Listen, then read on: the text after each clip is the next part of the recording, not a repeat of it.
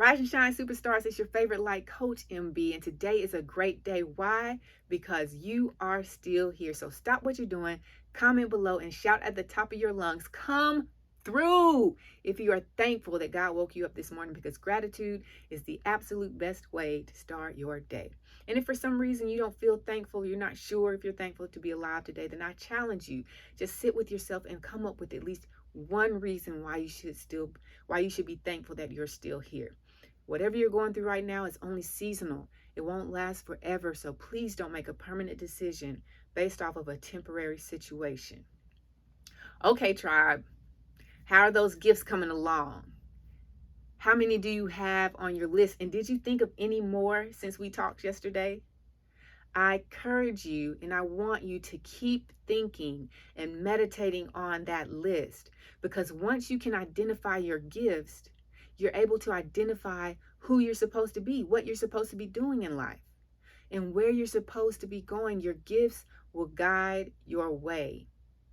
Now, if you're just tuning in, this week we're talking about the 6 principles to progress and how these simple strategies can help you transform your life. So if you missed yesterday's video, click the link in the description below. Go watch it. Yesterday's principle to progress was awareness. Today, our principle to progress is acting on our needs. The Cheshire cat said, let your need guide your behavior. Now, we all act on our needs. Some of us in different ways, but we all act. And some of us prioritize different needs higher than others or lower than others, but we all act on them. We have a need for food, so we eat. It may not be the healthiest food, but we're eating something. We have a need to drink, to have water and fluid in our bodies, so we drink something. And some of y'all just drinking Gatorade and sweet tea, and your blood is just sludge in your veins. But I'm not judging. You still drinking something. You're still acting on your need. We have a need to get from place to place. So what do? We put gas in our car. We have a need to keep the bills paid, to keep the power on, to keep the water running. So we get up and we go to work every single day to make some money to pay the bills, even when we don't want to. A lot of times we do things in life that we don't want to because we prioritize certain needs and we neglect others that we should be prioritizing. But either way it goes, we're acting on our needs. We're allowing our needs to guide our behavior based off what we prioritize to be a need. And progress is a need too. Now, we may not realize it, and we may not think about it like in an intentional, aware state of mind, but progression is a need because there's something inside of us, something that's telling you, okay, I know what I have here. There's got to be something better. You may not believe or know how you're going to get it or think you can get it, but you know there's something better out there. And we have this need that God has given to us to be better, to have more, to be more, to live better than we're living right now. And I'm not saying going out there and buying the most expensive cars or living in a mansion, but God has put in us the desire and the spirit and the need to evolve. Because if we don't evolve, we're not able to operate in our gifts. And if we're not able to operate in our gifts, they're not walking in our purpose. And if we're not walking in our purpose, then we're doing the world and our life a disservice. And everything that God has planned is not going to be able to be fulfilled. So that need to progress, that need to be better, to have more, to do more is there for a reason. And we have to stop ignoring it. We have to stop being afraid to take a chance on ourselves. We have to stop being afraid of failure. See, we've allowed ourselves to be conditioned by our own thoughts or society or what our parents thought or what we were raised as to limit what we're capable of, what we think we can have. Somebody right now is living in a 2-bedroom apartment with 5 kids because that's all you knew growing up. That's what you saw. And so now you're like, well, shoot, I made it. At least I'm here. But something inside of you is telling you that there's more for you. There's more for your children. You just don't know what it is, how to activate it, and how to get to it. But it's there, that need, that desire to grow and evolve beyond your current state, your current circumstances. The crazy and the most beautiful thing is that human beings are the only creatures on this planet who have the ability to want to change, to act according to that want, that need, and then become something different. Like a goat, 5 years from now, it's going to wake up, it's still going to be a goat. It's going to eat like a goat. It's going to move like a goat. It's just going to goat. A llama, it's only going to be a llama for the rest of its life. It can't be anything else. But you have the ability, should you choose, that you no longer want to settle for the circumstances that you're in right now. You have the ability to become anything you want to be, to have anything you want to have. If you want to be a singer or a writer or a dancer, if you want to be a business owner, if you want to be a musician, you can do that. You can spend the next 7 years of your life doing something completely different every year. You can wake up January 1st. All right, this year, I'm going to be a dancer. You can go out. You can take classes. You can do courses. You can read up on it. You can practice, and you can become a dancer. You may not be an expert at it, but you have the ability to choose to want to do something different. And you never know what door and opportunities will open up just because you stepped out and said, this is something I want to do. Let's go do something different. God gave you the ability to change, to adapt, but to change and evolve. And if you want something better for yourself, if you want what God has purpose for your life and planned for your life, then you have to want to change. That has to become a need. See, right now, our level of priorities are a little mixed up. Like our priority is working for someone else's dream so that we can pay the bills, and completely not even thinking about our own dreams or what it is that we should be doing, what God has created for us to make. If we can just get our priorities in order and focus on identifying our gifts, our purpose, becoming aware of who God created us to be, and then acting on those needs, make that priority. My purpose is a need. Finding my purpose is a need. Rediscovering my identity is a need. Redefining myself is a need. Becoming more is a need. Having more, loving more, doing more is all a need. If we can make those the top of our priority list and then act according to it, then guess what? The only possible solution, the only possible outcome to doing that is progress. We ought to be like a tree. A tree, when it's left to itself, it never stops growing.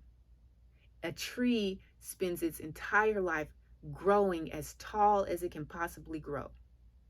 So we need to adapt and adopt the habits of a tree. We need to grow. We need to produce. We need to shed. We need to rest. And we need to repeat. See, it's not just about growing and growing and growing. It's about understanding the seasons of life. A tree operates in its season, in its time. It doesn't try to force fruit out in the wintertime. No, it sheds, it rests, it recovers, and it prepares for the harvest time. And then it starts producing. That way the fruit is quality. You notice it. If you ever go to the store and you grab some watermelon and you eat it out of season because they've manufactured places for you to create watermelons, even though it's not the season that God created them in, it's not as sweet. If you go get watermelon from the farmer's market off of an organic farm or a farm-raised watermelon that hasn't been de-seeded, all this stuff, and you go between May and July or August, listen, that's going to be the sweetest watermelon you've ever tasted, because that watermelon was grown in its season.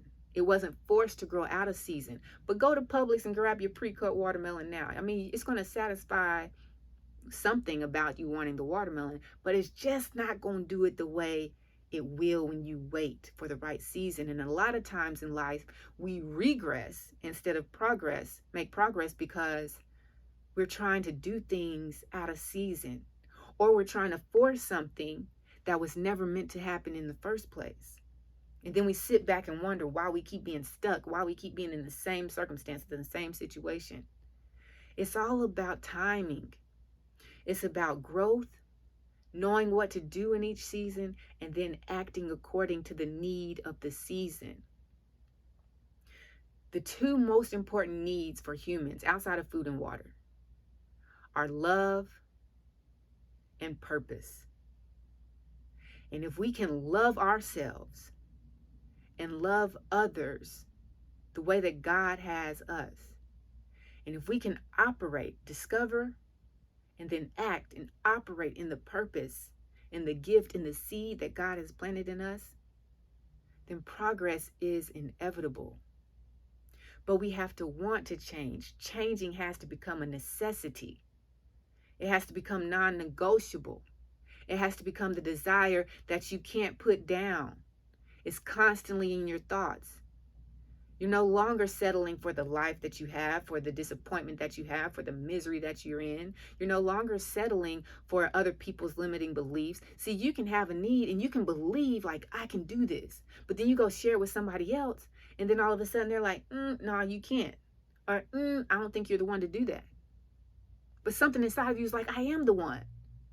But because you shared it with somebody who didn't have your vision, and you're not quite strong enough on holding on to that need, you then allow their limiting beliefs, their doubts, their fears to start giving you negotiating thoughts in your mind like, can I really do this? Is this really for me? Instead of focusing on what God has shown you is for you. Go back to that list. Think about what it is that you wrote down, that you identified yesterday. Take 10 minutes today and just sit with it. Maybe you'll come up with even more. What comes easier to you and harder to others? And then ask yourself this, after you go through that list and you look at everything and you meditate on it and you let it marinate in your spirit, ask yourself, okay, now these could be my needs because they're my gifts. Am I acting according to them?